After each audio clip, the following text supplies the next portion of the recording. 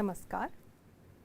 राज्य शिक्षा शोध एवं प्रशिक्षण परिषद पटना बिहार में आप सभी का स्वागत है। मैं आज आप लोगों को 11वीं कक्षा के अर्थशास्त्र का अध्ययन कराने जा रही हूँ। जैसा कि बच्चों, आप सभी 11वीं के छात्र छात्राएं हैं, तो आप सभी को ये जानना अति आवश्यक है कि 11वीं में अर्थशास्त्र में क्या क्या भागों को पढ़ना है। तो हमें 11वीं में अर्थशास्त्र के दो भागों को पढ़ना है। एक भाग है आर्थिक सांख्यिकी और दूसरा भाग है भारतीय आर्थिक विकास। तो बच्चों, आज जो हम लोग प्रारंभ करने जा रहे हैं वो है हमारा भारतीय आर्थिक विकास, और इसी के हम पहले अध्याय यानी स्वतंत्रता की पूर्व संध्या पर भारतीय आर्थिक विकास का अध्ययन करने जा रहे हैं। तो बच्चों, हम जब भी किसी विषय के बारे में पढ़ते हैं तो इसकी हमें पिछले की जानकारी होनी अति आवश्यक है। जैसा कि हम बातें कर रहे हैं भारतीय आर्थिक विकास, तो बच्चों आपने पूरी तरह से पहले ही भी जान चुके हैं आप लोग कि अर्थव्यवस्था क्या है, और हम यहाँ बात कर रहे हैं भारतीय अर्थव्यवस्था की। फिर भी मैं आप सभी से दोबारा ये बताना चाहूँगी आप सभी को, भारत अर्थव्यवस्था एक ऐसी व्यवस्था है जिसके अंतर्गत मनुष्य अपनी मूलभूत आवश्यकताओं को पूरा करने के लिए आर्थिक क्रिया करता है, और इन्हीं आर्थिक क्रियाओं के पूरे धुरी में घूमता है ये अर्थव्यवस्था। तो हमें जो जानना है वो हमें जानना है भारतीय आर्थिक विकास, हमारी जो भारत की परिस्थिति है आर्थिक विकास की। जैसे कि आज हम सभी जानते हैं कि हमारा देश भारत 5वें स्थान पे है विश्व पे। तो क्या ये पहले भी ऐसा था या अचानक से ऐसे हो गया? तो इन सभी चीज़ों को हमें यहाँ जानना है। तो इसी के अंतर्गत हमारा पहला अध्याय है स्वतंत्रता की पूर्व संध्या पर भारतीय अर्थव्यवस्था। तो चलिए हम प्रारंभ करते हैं अपनी अर्थव्यवस्था। तो बच्चों, हमारे जो चैप्टर का नाम है वो नाम है भारत की पूर्व संध्या पर भारतीय अर्थव्यवस्था, यानी स्वतंत्रता की पूर्व संध्या पर। स्वतंत्रता, हमारा देश कब आज़ाद हुआ ये सभी जानते हैं, 15 अगस्त 1947 आज़ाद हुआ, यानी गुलाम था। तो आप सभी अच्छी तरह से जानते हैं कि हमारा देश लगभग 200 वर्षों तक अंग्रेजों के शासन में रहा। अंग्रेजों ने यहाँ शासन किया। तो इस चैप्टर को पढ़ने के लिए हम अर्थव्यवस्था से कहीं ज़्यादा इतिहास में जाएंगे। घबराना नहीं है, इतिहास से सभी बच्चे थोड़ा घबरा जाते हैं, लेकिन इसे थोड़ा इंटरेस्टिंग बना के हमें पढ़ना है। तो क्या हुआ, हमें इस चैप्टर में, इकोनॉमिक्स का ये चैप्टर है, तो इसमें ये कुछ बातों को जानना अति आवश्यक है कि यहाँ पर जो आर्थिक व्यवस्थाएं थीं वो एक समय से लेकर अभी तक कैसे पहुँची हैं। तो इन सभी चीज़ों को जानने के लिए ही इस अध्याय में हम किन मुख्य बिंदुओं को अध्ययन करेंगे उसे हम देखते हैं बच्चों। तो इस अध्याय के अंतर्गत हम जिन मुख्य बिंदुओं को देखने जा रहे हैं उसमें सबसे पहला है आर्थिक विकास का स्तर, यानी कि हमारे देश के आर्थिक विकास का स्तर कैसा था। तो इनको दो भागों में हम लोग पढ़ेंगे। एक भाग है ब्रिटिश शासन से पहले क्या व्यवस्था थी, यानी हमारा कैसा व्यवस्था था, और ब्रिटिश शासन के दौरान में हमारी आर्थिक क्रियाएं कैसी थी। और आगे के बिंदुओं में हम देखेंगे कि ब्रिटिश शासन के आने के कारण हमारे देश के कृषि क्षेत्र पर उसका क्या प्रभाव पड़ा, औद्योगिक क्षेत्र पर उसका क्या प्रभाव पड़ा, विदेशी व्यापार पर उसका क्या प्रभाव पड़ा, और जनसांख्यिकी स्थितियाँ क्या रहीं, और हमारी व्यावसायिक संरचना क्या रही, और हर किसी देश की एक अपनी आधारभूत बुनियादी संरचनाएं होती हैं, उनका क्या असर रहा।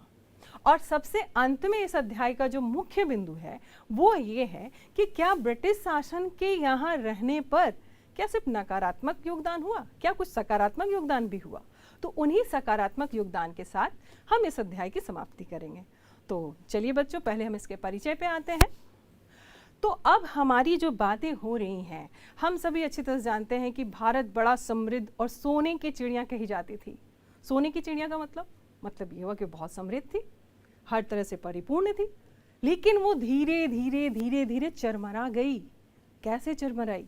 जैसे कि हम सभी जानते हैं कि भारत में बहुत सारे लोग बाहर से आए, यहाँ व्यापार किए, लेकिन इन व्यापारियों में जो सबसे मुख्य स्थान रखा वो रखा ब्रिटिश ने।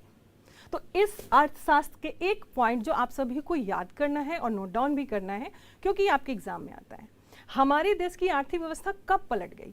तो वो पलटी हमारी 1757 की पलासी के युद्ध से। किस युद्ध से? 1757 के पलासी के युद्ध से। अब पलासी का युद्ध हुआ किन के बीच? ये हुआ बंगाल के नवाब सिराजुद्दौला और ब्रिटिश शासन के साथ। और इस युद्ध में जीत हो गई ईस्ट इंडिया कंपनी की और यहाँ से भारत बदल गया। और इसी का अध्ययन इस चैप्टर में हमें करना है कि 1757 से लेकर 1947 तक हमारा आर्थिक विकास कैसा था, हम पहले कैसे थे और 1947 तक पहुंचते पहुंचते क्या हो गए, इन्हीं सभी चीज़ों की चर्चा है यहाँ पे। तो उस समय क्या हुआ, हमारे देश पे ब्रिटिश जीत गई।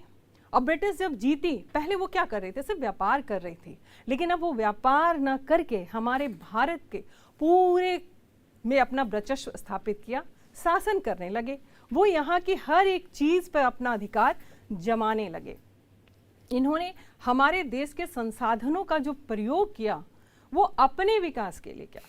उन्होंने यहाँ के विकास के लिए कुछ नहीं किया। उन्होंने यहाँ पर अपने विकास के लिए, क्योंकि वो जब यहाँ आए तो यहाँ देखे कि भारत संसाधनों से परिपूर्ण है, भरा पड़ा है, परंतु उन्हें यानी हमें भारतीयों को पता ही नहीं था कि इन संसाधनों को हम किस प्रकार और प्रयोग कर सकते हैं। और इनका पता अंग्रेजों को आता था। तो बच्चों, अंग्रेजों ने क्या किया, यहाँ पर आकर जब उनकी आंखें चकाचौंध हो गई, क्योंकि हमारा भारत सोने की चिड़िया थी, उन्हें लगा कि अरे यहाँ तो बहुत कुछ है ले जाने को, तो चलो ले जाते हैं। और उन्होंने देखा कि हमारी जो जनता थी बड़ी भोली भाली थी, इन्हें बड़े आराम से ठगा जा सकता था। तो इसलिए इन्होंने बड़े आसानी से यहाँ पे क्या किया, शासन स्थापित किया। अंग्रेजों ने यहाँ भारत पर आकर जो अपना शासन किया, यानी कि पलासी के युद्ध के बाद जी जो हमारा भारत है वो अंग्रेजों के अंदर आ गया। क्यों? पहले क्या थे, राजा महाराजा थे, वो अपने आराम से अपनी सब कुछ चला रहे थे, किसी तरह की कोई प्रॉब्लम नहीं थी। लेकिन जैसे ही ब्रिटिश आए, उन्होंने अपना शासन स्थापित किया और उन्होंने क्या किया, उन्होंने किया कि अब जो भारत की अर्थव्यवस्था थी उसे एक फीडर इकोनॉमिक, बच्चों फीडर आप सभी इस वर्ड, ये इंग्लिश वर्ड है और हिंदी में इसे कहते हैं पोषक, यानी कि हमारा जो देश है उसके लिए पोषक बन गया, फीडर बन गया, खिलाने वाला बन गया। यानी हमारे देश में प्रचुर मात्रा में संसाधन थे जिन्हें वो आराम से उठाकर कच्चे माल का प्रयोग कर रहे थे, जबकि उन कच्चे मालों से हमारे देश में बहुत कुछ बनाया जा सकता था, परंतु यहाँ कुछ बनाया नहीं गया, क्योंकि उन्होंने इसी ध्येय से आए थे कि जो भारत की अर्थव्यवस्था है उसको वो उठाकर मतलब अपनी समृद्धि को विकसित करना था और यहाँ के लोगों से उन्हें कोई मतलब ही नहीं था, क्योंकि उन्हें अपना विकास करना था। इसी में आपको मैं बताना चाहूँगी कि इंग्लैंड के 1894 में अलेक्जेंडर वुड्स वाइसराय थे। उन्होंने कहा, बहुत बड़ी लाइन कही उन्होंने, भारत हमारे साम्राज्य की धुरी है, यदि हम अपने साम्राज्य से किसी भी एक भाग को खो देते हैं तो हमें कोई फर्क नहीं पड़ता, लेकिन यदि हम भारत को खो देते हैं तो हम अपने साम्राज्य के विकास की बातें कर ही नहीं सकते हैं। तो आप समझिए ब्रिटिश के लिए हमारा भारत कितना महत्वपूर्ण था। क्यों? क्योंकि यहाँ सब कुछ थे, प्रचुर मात्रा में सब कुछ भरा हुआ था। नहीं था तो यहाँ तकनीकी ज्ञान की कमी, ये भी हम लोग नहीं कह सकते, क्योंकि हम जब प्राचीन काल में जाते हैं तो हमारे देश का ऐसी ऐसी कलाओं का विकास हुआ है जो हम सोच भी नहीं सकते हैं, जो आज मॉडर्न एज में भी नहीं होती है। लेकिन क्या थी, हम उतनी आगे बारे में नहीं सोच पा रहे थे। तो चलिए बच्चों, अब हम अपने अध्याय के मुख्य बिंदुओं की ओर बढ़ते हैं। तो हमारा मुख्य बिंदु, पहला मुख्य बिंदु है ब्रिटिश शासन के पहले आर्थिक विकास का स्तर। इस के अंदर हम देख रहे हैं कि हमारे देश की जो आर्थिक व्यवस्था थी ब्रिटिश के आने के पहले कैसी थी। तो सबसे पहला हमारा जो बिंदु है वो समृद्ध अर्थव्यवस्था, इंग्लिश में यानी प्रॉस्पेरस। क्या था? हमारा जो अर्थव्यवस्था था वो बहुत ही समृद्ध था, यानी कि वो क्या था, अपने में ही हमारा देश खुश था, खुशहाल था, अपने ही लिए अनाजों का उगाता था और अपने ही आवश्यकताओं की पूर्ति पे खुश था वो। उसे कोई ये नहीं था कि हमें बहुत बाहर से कोई व्यापार करना है या कुछ करना है। उनके लिए क्या था, हम इतना ही अनाज उगाते थे जिससे हमारी आवश्यकताओं की पूर्ति हो सके। उसके लिए वो मतलब बाहर सिर्फ खाद्यान्नों पे ही ध्यान दिया जाता था कि हम अपना उगाए और खुद खा लिए। तो ये व्यवस्था थी हमारी जो उसके हमारे पहले जो थी हमारी इकोनॉमिक्स की कंडीशन कैसी थी, समृद्ध थी और खुशहाल थी। अगली जो बिंदु है वो हमारी बिंदु है कृषि प्रधान। हमारे देश की 85% से भी ज़्यादा जनसंख्या किस पर निर्भर थी, कृषि पर। यानी हमारा देश कृषि प्रधान देश था। हमारे देश के अधिकतम जनसंख्या निर्भर कर रही थी अपनी अर्थव्यवस्था के लिए, कृषि पर निर्भर कर रही थी, खेती करती थी और अपने आर्थिक कार्यों को पूरा करती थी। परंतु इन खेती करने में और अपनी आवश्यकताओं को पूरा करने में वो अपने आप में सिर्फ खुश रहा करते थे। वो इससे आगे विकास की बातों को वो सोच ही नहीं पा रहे थे। तो इन सभी चीज़ों को अंग्रेज जब आए तो उनके नज़रों में आया। फिर अगला जो बिंदु आया वो हमारा देश आखिर कृषि प्रधान देश था, समृद्ध था, परंतु एक स्थान पर हमारा देश पूरे विश्व में अपनी एक अलग स्थान रखता था। वो था हस्तशिल्प एवं विनिर्माण उद्योग। ऐसा कि हम लोग समझते हैं कि हमारे देश में उतने उद्योग धंधे नहीं थे, परंतु ऐसा भी नहीं था। हमारे जो हस्तशिल्प थे वो पूरे विश्व में विख्यात थे, क्योंकि हमारे यहाँ के जो हस्तशिल्प के सामान बनते थे वो पूरे विश्व में कहीं भी नहीं मिलते थे। आज भी हम जानते हैं कि जो चीज़ हमारे यहाँ बनाई जाती है वो वहाँ बननी किसी भी देश में बननी मुश्किल है। इसलिए पूरे विश्व के बाजार में हमारी अर्थव्यवस्था की हस्तशिल्प एक अलग और एक एकल व्यवस्था स्थापित थी कि जो हस्तशिल्प भारत से मिलता था वो कहीं भी नहीं मिलता था। तो इन सभी चीज़ों का सामंजस्य था कब, जब हमारे यहाँ ब्रिटिश नहीं आए थे। तो ब्रिटिश के आने के बाद हमारी अर्थव्यवस्था बिल्कुल बदली। चलिए उन बिंदुओं को देखते हैं हम लोग। ब्रिटिश शासन के दौरान आर्थिक विकास का स्तर, तो इसमें हमारा जो पहला बिंदु आ रहा है वो है आर्थिक नीतियां। अब बच्चों यहाँ आप लोगों को जानना बहुत ज़रूरी है, यहाँ शब्द में ही कहा जा रहा है आर्थिक नीतियां। जब ब्रिटिश यहाँ अपना शासन स्थापित किए तो उन्होंने जो आर्थिक नीतियां लाई, क्योंकि वो अब रूरल हो गए थे, वो रूलर पार्टी की ओर वर्क कर रहे थे, उन्हीं का शासन चल रहा था, वो जो चाह रहे थे वही करवा रहे थे। तो उन्होंने जो आर्थिक नीतियां लाई वो भारत के विपक्ष में लाई। भारत के विकास की बातों को उन्होंने सोचा ही नहीं। उन्होंने क्या सोचा, सिर्फ और सिर्फ अपने विकास की बातों में सोचा। तो हम जो ब्रिटिश की नीतियां हैं, आर्थिक नीतियां, इनको हम लोग मुख्यतः 3 भागों में बांट सकते हैं। एक है वाणिज्यिक, दूसरा है औद्योगिक और तीसरा जो है वो है वित्तीय। अब वाणिज्यिक क्या है?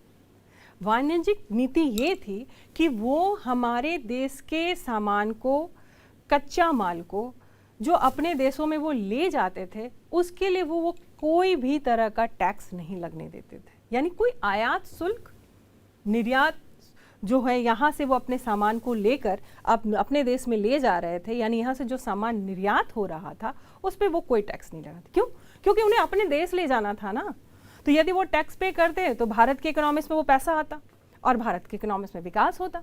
इसलिए उन्होंने ऐसी पॉलिसी अपनाई कि हमारे देश से वो कच्चा माल बड़े आराम से अपने देश में ले जाएं और वहाँ अपने सामानों को बनाएं और उन्हीं सामानों को बनाकर वो भारत पर बेचते थे, यानी वहाँ से आयात करवाते थे और उन्हीं सामानों को यहाँ जब वो आता था तो उस पर वो ऊंचे दामों पर बेचते थे। यानी कि उन्होंने किसी तरह का रास्ता भारतीयों के लिए नहीं छोड़ा था कि उनका विकास हो सके। उनके विकास में जितनी हो सकती थी उन्होंने बाधाएं डाली। तो उन्होंने वाणिज्य को, यानी कि यहाँ के व्यापार में, आर्थिक नीतियों में टैक्स को इस तरह से लगाया कि हमारा देश विकास नहीं कर सके। अगली जो आर्थिक नीति थी उनकी थी औद्योगिक नीति। उनकी औद्योगिक नीति में ये थी कि अब हमारा देश किसी तरह का विनिर्माण नहीं कर सकता था। क्यों? हम सभी जानते हैं कि कि हमारा देश हस्तशिल्प में विश्व प्रसिद्ध था, तो उन्होंने सबसे पहले यहाँ के हस्तशिल्प पे अपना अधिकार स्थापित किया, क्योंकि उन्हें पता था कि ये हस्तशिल्प किसी भी और देश के कोने में नहीं मिल सकती। तो उन्होंने इस पे प्रतिबंध लगाया। बच्चों, आप लोगों ने हिस्ट्री में या अपने बिहार में आप सभी को बहुत सारे ऐसे जगह हैं जहाँ हस्तशिल्प का काम होता है। तो आप अपने घर में दादा परदादा या पापा लोग से सुने होंगे कि उस जगह बहुत सारे शिल्पकारों के हाथ को काट दिया गया। क्यों काटा गया? ताकि वो कला, वो परंपरा आगे नहीं चले, इसके उन लोगों ने रोका उसे। और हमारे देश में जो सामान बन रहे थे उसको बेचने के लिए हाई टैक्स पे करना पड़े। तो जब हमारा सामान बेचने के लिए हाई टैक्स करना पड़े तो यानी वो और महंगा हो जाएगा बाजार में जाकर, तो हमारे पास सामान बिकेंगे नहीं। तो उन्होंने ये औद्योगिक पूंजीवाद नीति अपनाई आर्थिक नीति के अंतर्गत, ताकि हमारा सामान कभी बिके नहीं और हमारे विकास हो नहीं। और आखिरी जो आर्थिक नीति थी वो थी हमारी वित्तीय नीति, वित्तीय फाइनेंस, पैसे का लेन देन। तो हमारे देश में आप लोग पहले भी पढ़ चुके हैं बेटा, सोशल साइंस में पढ़ चुके हैं कि पहले लोग कहाँ थे जिन्हें कभी किसी तरह के वित्त की आवश्यकता होती थी तो वो उसके लिए साहूकार या ऐसे ऐसे लोगों के बीच में जाते थे, उन्हें हाई पे करना पड़ता था जिसके बदले में उन्हें कर्ज मिलता था।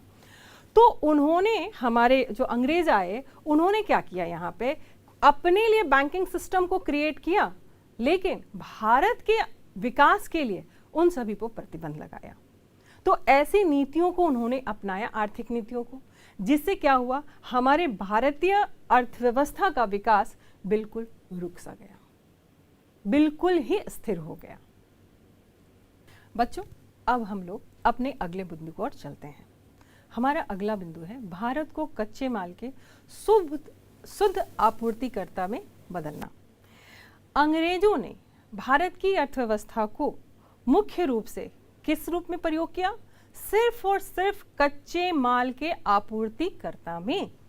यानी कि भारत का जो भी, अब कच्चे माल में आता क्या था ये जानना बहुत जरूरी है। तो कच्चे माल में आता था, हमारा देश खनिज संसाधनों से भरा पड़ा है। हमारे देश में कपास, जूट की खेती बहुत ऊंचे अच्छे स्तर पे होती थी, तो वो यहाँ से कपास, जूट सभी को अपने देश में कच्चे माल में ले जाते थे। यहाँ से जितने भी लो अयस्क, सोने, रत्न, आभूषण, रत्न, इन सभी चीज़ों को वो अपने देशों में किस प्रकार ले जा रहे थे? कच्चे माल की तरह। इसका प्रयोग किस तरह कर रहे थे? कच्चे माल की तरह। वो हमारे देश की जितनी भी संसाधन थे उन सभी को उठाकर सिर्फ कच्चे माल के लिए कम दामों में खरीद रहे थे और उन्हें अपने ब्रिटेन में ले जाकर उससे सामान बना रहे थे। इससे क्या हो रहा था, हमारे देश का जो संसाधन था, जो प्राकृतिक संसाधन थे, वो धीरे धीरे कम होते जा रहे थे। जैसे कि बच्चा आप सभी जानते हैं कि हमारा भारत क्या है, संसाधनों से परिपूर्ण है, हम लोग ये जानते हैं।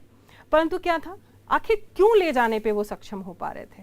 तो ले जाने पे सक्षम होने का पहला कारण ये था कि उन्होंने अपना यहाँ क्या किया था, वर्चस्व स्थापित कर लिया था, शासन स्थापित किया था। और दूसरा क्या किया था, अब उन्होंने ऐसी ऐसी नीतियाँ अपनाई कि हम जो भोले भाले भारतीय थे वो आगे बढ़ ही नहीं पा रहे थे। जैसे कि बच्चे आप लोग अच्छी तरह से पढ़े होंगे और जानते हैं कि जापान एक ऐसा देश है जहाँ संसाधन नहीं है लेकिन वो पूर्ण रूप से विकसित देश है। क्यों है?